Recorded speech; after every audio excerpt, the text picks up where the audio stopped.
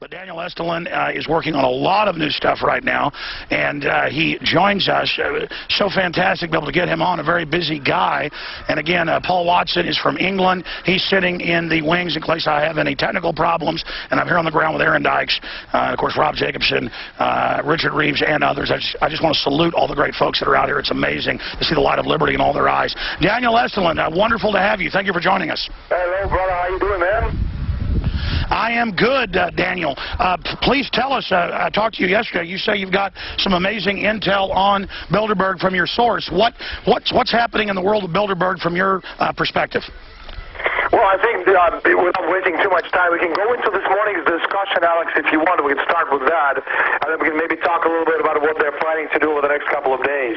Now, one of the key conclusions from this morning is that the United States wants the dollar to fall in value against the Chinese yuan. Now, obviously, this is not a great piece of news. A lot of us who have been into this, we've known about this for a long time. But it's interesting, the actual discussion itself and the development of how these people at this meeting, about 125 individuals, who have a lot of power amongst them and between them, how they actually went about talking about this whole idea of destroying the value of the United States dollar against the Chinese yuan. Now, naturally, Washington won't be able to publicly say that. So what they do is they do the next best thing. They make it politically feasible to blame China for all the problems that have beset the United States. Now, Washington shifts the blame to China when in reality what Washington wants is, again, according to what these people talked about, a devalued dollar. Number two, the inflation a devalued dollar will cause. And number three, obviously you can inflate away its debt and obligation. Thing is, the people are the guinea pigs in all of this, especially the American people. Your wealth, our wealth is at risk. The purchasing power of the United States dollar is obviously being sacrificed at the expense of everything that we've talked about right now. And now, Bilderberg is concerned with yet another Lehman-type mega shock. That's something else that these people talked about this morning. Without concluding, they'll be talking about more about this afternoon. Now, one of the key discussions from this morning, again, dealt with a very real possibility of bank runs, the final nail in the coffin of any modern economy. Now, remember, last year, Alex, we witnessed a very similar contagion when investors stampeded from the bonds of the weakest European countries. Now, we've talked about this a couple of years ago. If you remember, about 2.5 years ago, we said this was going to happen, and of course, it's happening right now. And much like today, the first to be attacked was Greece, and it will be again the weakest link in the chain. Then comes Spain, then comes Portugal, and then comes Italy and France. Although Italy is a very interesting case scenario. A lot of people will talk about Italy going down, but again, according to my sources within the group, Italy will never go down because it has this funny little institution called the Vatican, which of course will sustain the entire system of Italy in place. Okay, Daniel, let me go through this. Again, some of them did arrive last night. There's some there now, more arriving here in the next few hours. Some of their jets are coming in now here in Virginia. But specifically from my sources, they had wanted to implode the economy, but not quick enough to wake people up. Give me your inside take on that. And are things getting out of control for them, or is this implosion just part of their takeover? You know, in my film Endgame, 6 years ago, we talked to you. A very good point, Alex. It's, first of all, the discussion is, the Bilderberg meeting is up and running. It started this morning.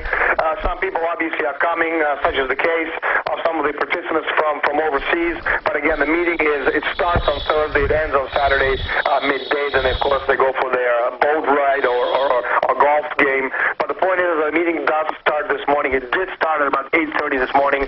And again, the key point, which was discussed this morning, is the destruction of the United States dollar. And obviously, the whole thing about what's coming up is, as one Bilderberger said this morning, and I quote, Europe and the United States are now on a collision course with a second Lehman-type mega shock. And the key questions asked this morning, is this worse than 2008? So obviously, for people who are not there at the meeting yet, because they haven't quite arrived due to their personal commitments, are certainly missing on some very interesting information. And if you remember, again, in 2008, just to fill in the people very quickly, it was strictly individual financial institutions that were on the edge of collapse. Today, the entire nations are on the brink. The banking system is on the brink. Spain is on the brink. Every Spanish bank basically is junk quality economic And you and others said that they were planning this to take control and offer their Bank of the World. I know Van Rompuy is set to speak, one of the heads of the EU, on having a global bank as the solution to the crisis they created. But my question simply is, are they losing control, or are things going according to plan? Because from some of my sources... It's a very good question. It's a very difficult question to answer. You see, we can talk about whether they're losing control by how much. You see, the whole bailout is a giant trap.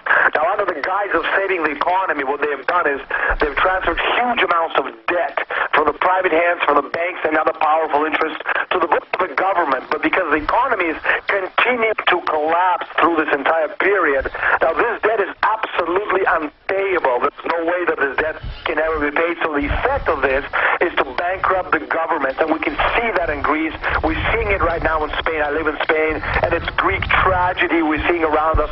People losing everything that they've ever earned in the last 40, 50 years of hard work. Now, the real purpose of the bailout, of course, is to finish the destruction of the government that this inter-alpha process began. And, of course, inter-alpha came in right after the Bretton Woods Agreement was destroyed in 1971. It's a collection of banks led by some of the biggest banks, such as Banco Santander in Spain, who control about 70% of world's money. And the whole point, again, as you can see it in Europe, for example, all the negotiations trying to save the debt, and again, some of the things they'll be talking about over the next day and a half or so. And one nation after another is falling to corporatist dictatorship. And that's the real issue here, Alex. You're watching the nations of the world being destroyed and being replaced by fascist dictatorship, something that you've often talked about over the past few years, using the same terminology I'm using right now, and again, I'm quoting Sure, they're putting the technocrats in. Dictatorship, an international, global, fascist, or imperial dictatorship.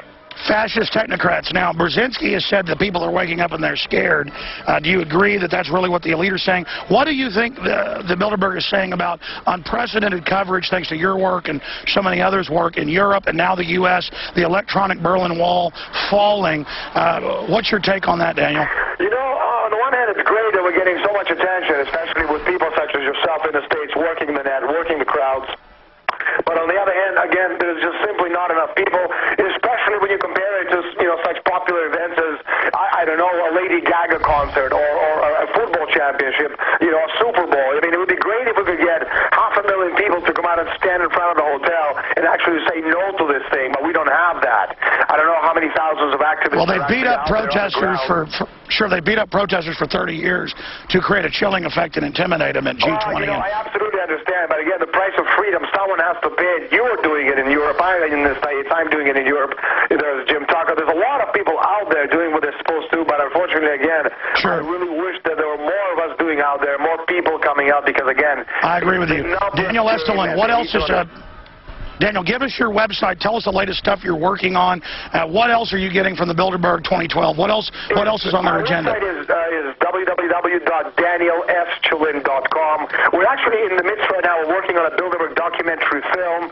It's about a $500,000 production. It's being put together by a young and brave Spanish production company called Proindus Film. We think we have a provocateur in a mask throwing confetti at cars and trying to start something. Probably a Fed, or probably works for a foundation. But we'll expose them as well. Okay, so we are now all out here. It is Bilderberg 2012. I'll continue live streaming after the show's over in about an hour and a half. And we're going to have a lot of people. Webster Tarpley's here. There's also Adam Kokesh, Mark Dice, Luke Radowski, just countless great patriots. Dan Dix is right here. It's just going to be an amazing 3 days. Our final segment with Daniel Estulin. Daniel, Jesse Ventura's conspiracy theory that you were on when the first season and did a great job on.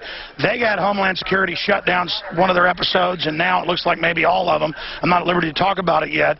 I happen to follow in the news what happened with your film. It really was set to be made by that big film company that was putting out films and doing great. They killed your film.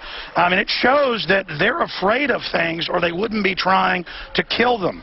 They wouldn't be trying to shut us down. I mean, there's got to be a reason they want to censor the web. There's got to be a reason they want to arrest political dissidents. There's got to be a reason they want to beat people up at protest to dissuade this. I mean, these guys are paper tigers. Once you identify them, then they're in trouble. I mean, they've always wanted to be secret because they want to make us think that their presidents and prime ministers are where the buck stops. I mean, do you agree with that statement? Are there cracks forming in the Bilderberg facade? Yes, I've been thinking about this. You know, the fight is to educate people. Now, you've been doing a lot of that through your videos, but I think people have to understand to separate a conspiracy theory, you know, from a conspiracy to reality. Conspiracies, what a lot of people talk about what Bilderberg is or is not, and the actual historical Bilderberg, and that will help people understand exactly how to fight them, because again, it's not a one-eyed monster, it's not a Jewish Masonic conspiracy. You know, there's no conspiracy, even though a lot of people, their infantile fantasies see it as such. You know, I don't care, no group of people, no matter how powerful they are, sit around the table in a dark room holding hands, staring at a crystal ball, planning the world's future. Again, there are many people who think that Bilderberg is that. It is not that. It's a very important element of the oligarchical structures of the Cold War period. It is a self-perpetuating system, a virtual spider web of interlocked political, economic, financial, and industry interests. And that in itself, Alex, is a pretty significant factor, because what it means, or what it meant, was that it was a vehicle through which private, financier, oligarchical interests were able to impose their policies on what is nominally sovereign governments. And that's what Bilderberg is, and that's the role they play. And if we take it anywhere beyond that, we're getting into the realm of conspiracy theories. And again, our job is to make sure we get as many people on board as we can. And we've got to speak to the folks in the gallery, the normal people who have a normal 9-to-5 jobs, and these are the people we want on our side. And they have to understand this isn't some crazy stuff, but this is real. It is based and steeped in history going back about 1,000 years. And Webb Tarpley knows more about this than anybody else, especially when you're talking about the Venetian black nobility. So he can confirm a lot of these things and give you additional information. But again, yeah, that's a good point. That's a good point. Aaron, will you take the live feed over there and go find Webster Tarpley and bring him over here? Show that when... yeah, bring Tarpley over for a live interview when Daniel leaves in about 8-9 minutes. That's a good idea, Daniel Estulin. Daniel Estulin, again, your books out there. Folks, just type in Daniel Estulin, and everybody can find your amazing work out there. In the 5, 6, 7 minutes we've got left with you, I agree with you that it's not one group looking into a crystal ball. Bilderberg is one of the top syndicate, global crime network oligarch systems where these elites grow big governments to get control of populations and wealth, and then they start imploding those governments and directing that power directly into corporate interests. That's why they've got mercenaries on the streets of America, private drones. They're getting everybody used to this right now, getting everybody prepared for this private corporate takeover that has government power on top of it. But there is the occult involved, Bohemian Grove, Skull and Bones. I think that's just because elites throughout history get decadent, get weird, get into strange stuff. And I think that's where you get some of the ideas that, it's one lizard goblin running everything. But what do you say about the weird fetishes of the elite and the propensity of Tony Blair, Francois Mitterrand, so many others to be into the occult? Well, a lot of these people are just plain weirdos. Like, you don't have to be a member of the Bilderberg group to be a weirdo. There's a lot of crazy freaks out there. But it's absolutely true. Now, again, if we go back historically to the beginning of Bilderberg, you can actually, make quite a straight line for about 2,000 years back, going from the Roman Empire to the Byzantine Empire to the old Venetian black nobility, starting about the Fourth Crusade around 1200, 1204. Then you go into the Martinists, the Synarchists, and then into Bilderberg. And between you have the Venetian nobility. There's just one point I want to touch on before we end today's conversation. You said something about the destruction of the population, the destruction of the world economy, the reduction of the population to 1 billion. What people have to understand is when we're talking about, because again, the question, it's a very logical question. Why would they want to destroy the world economy? Won't Rockefeller and the Rothschilds and all these other freaks, won't they suffer as well? And the answer is no. You see, progress and development is directly proportional to population density, which means that if you have more progress, more development, more money, more wealth, you have more people on the planet. And you have a small planet, such as our planet Earth, with limited natural resources. If you're a Rockefeller, you don't want 100 billion people on the planet, because they simply won't have enough food or water. So for Rockefeller and company to live, you and I, the great unwashed, as they call us, as you know, we have to die one way or another. Which is why, again, we see all these phrases such as zero growth, because, again, if you have no growth, no technology, no progress, there's no way you can support a population base of billions of people. And that's why they need to our expense, they will survive. And that's something that people have to understand. These are key elements which a lot of people who try to follow the movement and get into this, Bilderberg protest or against the Bilderbergers, they don't seem to understand, because these are difficult things to understand, because again, you're stepping into the Daniel, I agree with you. Mirrors. I agree. The time we have left here, I want to bring Paul Watson in, who's been patiently waiting in the wings. I'm sure you've got some questions for Daniel Estulin, who's proven repeatedly he has big inside contacts very close to Bilderberg. We'll just leave it at that. Paul Watson from England, tied into this international transmission worldwide. What are your questions for Daniel Estulin before he has to go? Yeah, I just wanted to ask Daniel, we see a kind of shift in the makeup of Bilderberg. We've got all these social networking heads now attending the conference, people like Peter Thiel, and of course representatives of Facebook, LinkedIn and social networking corporations like that. Does that represent some kind of shift in the makeup of Bilderberg, in that it's not so much Kissinger, Rockefeller, now it's shifting towards the new guard? Kissinger and Rockefeller, they're still there, but they're old, and hopefully they'll be dead soon. But the point is that it's still a financial element which controls Bilderberg. But the social element and the social element of control, this networking, be it cybernetics, whatever you want to call it, transhumanism, these are key elements of future, because again, future is not Rockefeller, future is not Kissinger, future is technology, and how these people who control technology, these giant corporations and these powerful people who attend these meetings, how through technology they'll be able to control us. And there is no better way to do this than through social networking, and we see it again with Facebook, MySpace, and all these other networks out there. And again, we're just guinea pigs in this giant experiment. So yes, a very, very good question, Paul. Well, that's right. The banksters, they're in control through their control of fractional reserve banking. That's the original key to their power, and their technology of political control that came out of the Venetian area, as Daniel was just pointing out. But they're obsessed and think the technocracy, and call themselves technocrats, is going to be the key in the future to fully govern and dominate humanity.